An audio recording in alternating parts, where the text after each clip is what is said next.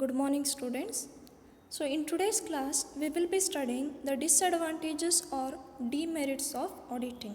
Okay, so the auditor is not expected to and cannot reduce the audit risk to zero. Okay, and he cannot obtain the insurance that financial statements are free from material misstatement due to frauds and errors. Okay, why is it? It is because there are inherent limitations of an audit.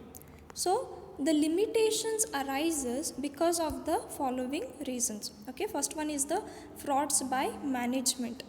Auditing fails to check the planned frauds. So who are going to provide the financial statements to the auditor? It is the management. As we know, in a particular company, management is different and the owners are different. Okay, the owners are the shareholders, but the company is managed by the elected board of directors. So these board of directors are going to provide the financial statements to the auditor. So at these moments, the management, maybe they have planned something well in advance. Okay, very carefully they have maintained certain frauds. At that time, the auditor fails to check certain frauds. Okay, the management can play tricks to manipulate the accounts in order to conceal their inefficiency.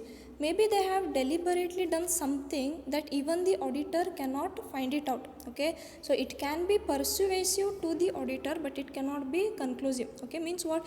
Maybe the forgery, whatever the signs are forged, it's not a new thing in nowadays. Maybe the certificates provided are wrong. So maybe if the auditor, even after inspection, he might feel that it is correct, but maybe in reality it is wrong. Okay, so that is the fraud of management. So the auditor cannot detect such frauds which are nicely planned. Okay, which are planned well in advanced by the management. Then based on sample checks, or you can also call it as test check. Auditing exercise is based on test checking. Inferring a result on the basis of test check always need not be true. So now what is this sample check? So auditor cannot make 100% checking of accounts. Okay, think about the big companies like Reliance, Tata and all. Now let's take the example of Reliance only. Okay, so as we know, Reliance has its diversified activities, namely Reliance Trends, Reliance Telecommunication, Reliance Petrochemicals, Reliance Digital, then even Reliance Fresh, now even Reliance Jewelry has also come. Okay, and so on it goes on. Okay, so we'll consider one among the Reliance, that is Reliance Trends outlet. Okay, so as we know, Trends outlet is spread throughout the country. Okay, so now if you calculate, okay, so every day calculate the sales for per day. So in every outlet, okay, every day on an average approximately 1000 sales invoices are proceeded. Okay, so if you calculate it for a year for entire Trends, then the number of sale proceeds invoices will tend to be lakhs or crores. Okay, so these invoices are only for sales transaction of only one kind of outlet. Okay, only one kind of diversified activity. So if you keep on checking each and every sales, okay, then no matter how much manpower you are having, you will require nearly about 3 to 4 months only to check the sale invoices of only Reliance Trend outlet. Okay, so now if you go on checking the sales invoices of Trends outlet, then how much time will you have to devote for the other entries? Okay, then just think how much how much time you have to devote in the balance sheet, how much time you have to devote in the P&L account. Okay, and some other items. So you will not be, as an auditor, you will not be able to give your opinion.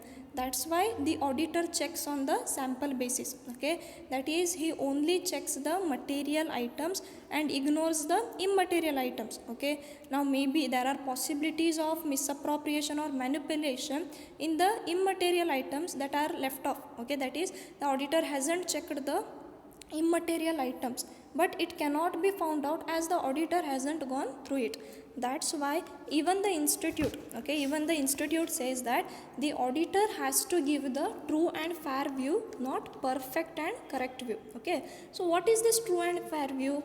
True and fair view of financial statements means it should be materially correct. Okay, but perfect and correct view means what? The financial statements must be 100% correct. Okay, now even a single transaction must not go wrong when it is stated as perfect and correct. So they have to check each and every entry, each and every transaction, okay, so which is impossible for big companies like Tata, Reliance, Wipro, etc. Okay, so it is impossible to give the perfect and correct view.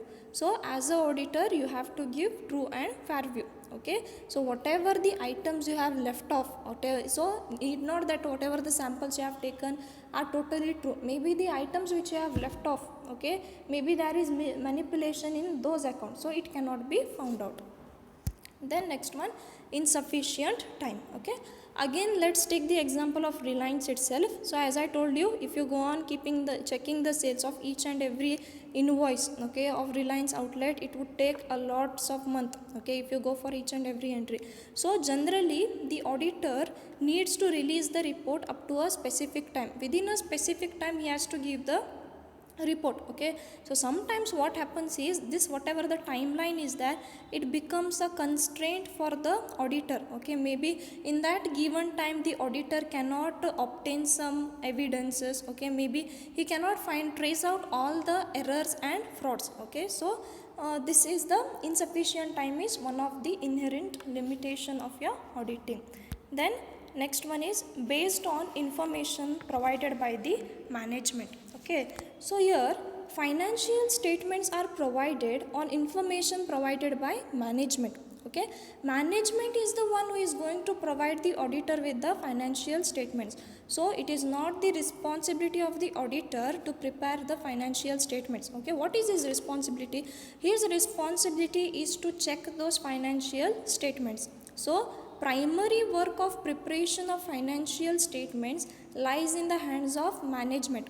So when the management is providing, there are chances of manipulation. Maybe in advance they have planned something. Okay, so the auditor does not doubt the financial statements given by management. Okay, because auditing never begins with a doubtful point of view. Suppose if any misappropriation is found, at that time the auditor doubts and investigates. Okay, so let's take an example of a marker manufacturing company. Okay, so in such company, in a marker manufacturing company's godown, there will be crores of markers for which you cannot go for physical verification. That is 1 2 3, how many markers are there, whether they are crores, no, you cannot go. Okay, so suppose there is a company which does not have invoice number in its bill book. Okay, so what happens is customers comes and purchases 100 markers. Okay, so what does the accountant do? He will take the money and put it in his pocket. Okay, and whatever the duplicate invoice is there,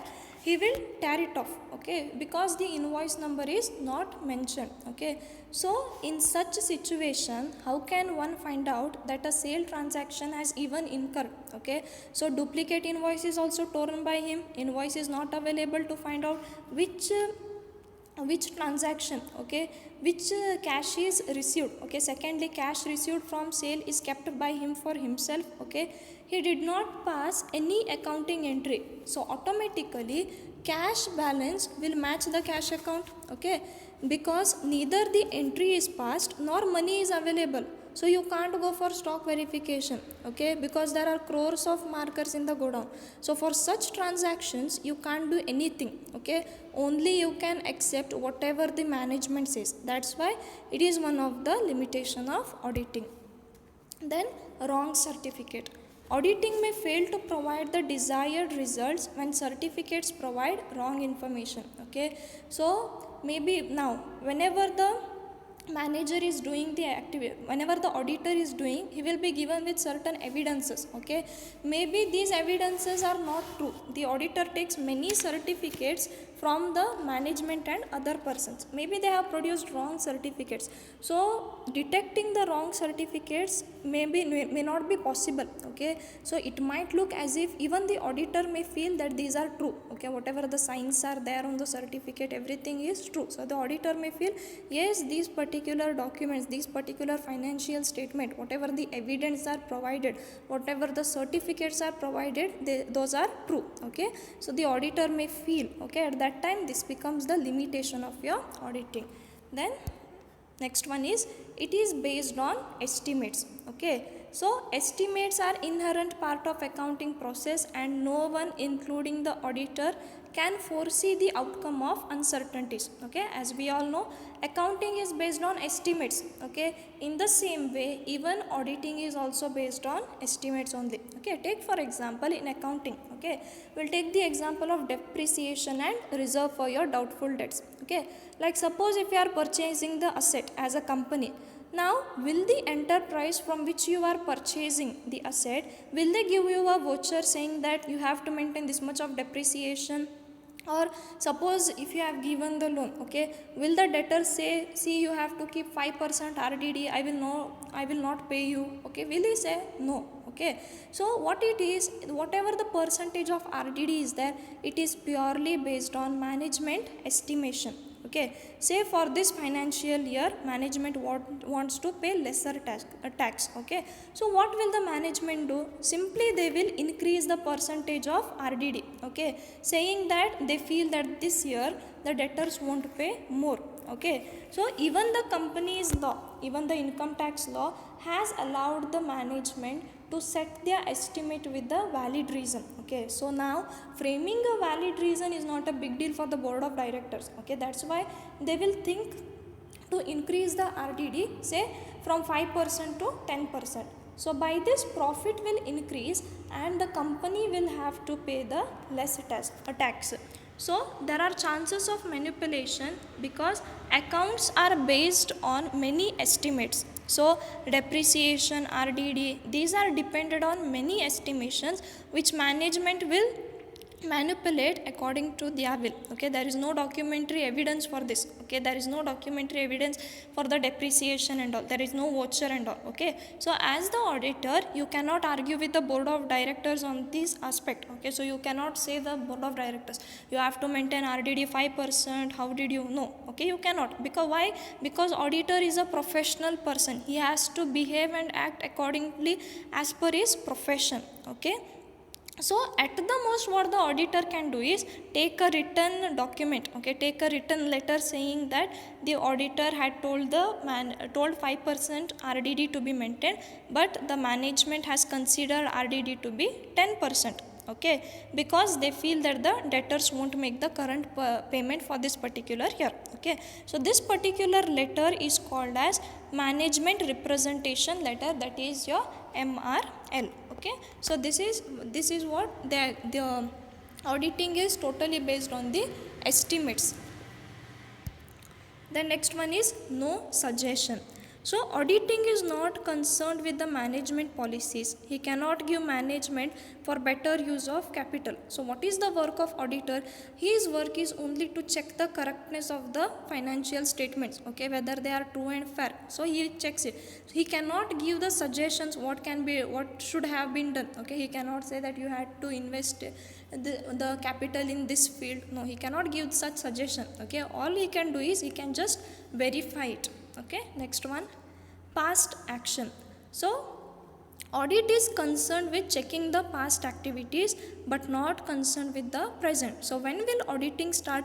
When accounting ends. Okay, when you finish the accounting, auditing starts. Okay, we can also say it as the post-mortem examination of accounts. Okay, auditing begins when the accounting ends. Okay, audit is not there when accounts are finalized. Okay, so now what is the use of such examinations where accounts have already been prepared, okay, and errors and frauds have already been committed? So there is no use. So it is totally on the basis of the past actions. You have already prepared the statements and then you are auditing. Okay, next one, not suitable for small business concern. Okay, small concern has less transactions. Okay, and work of audit can be completed within a short period of time. So audit is not essential for such concern. Okay, so just take the example of a small mobile shop. Okay, somebody is having a small mobile shop. Now think for a particular year, for a period of 1 year, they have the revenue, or maybe they are earning a profit of say 2 to 3 lakhs. Okay, now if such small business concern go for auditing, at that time they will have to pay nearly about 30 to 40,000 to the auditor. Okay, so just think, my friends, suppose if the that owner, okay, is paying 30 to 40,000 for that auditor only, then what is left with him? Okay, how much is he going to take home. Okay, so it is not possible, it becomes very costly for the small business concern. Okay, that's why auditing is not suitable for small businesses. Okay, but for companies and all, it is mandatory, they have to go for audit. Okay, next one, it affects the regular work. Some audit like field audits are usually conducted during normal work hours. It disturbs the regular work of employees. So in field audit, what they will do is, the audit is done in normal work hours, that is the employees will be working in the company, the auditor will come and check the account. So at that time, the day-to-day activities of the employees will be affected. Okay, so whatever the regular work they are doing, it will be affected. Okay, so these are the inherent limitations of auditing. Okay, I hope these things are clear to you all. If not, then please let me know. Thank you and have a nice day.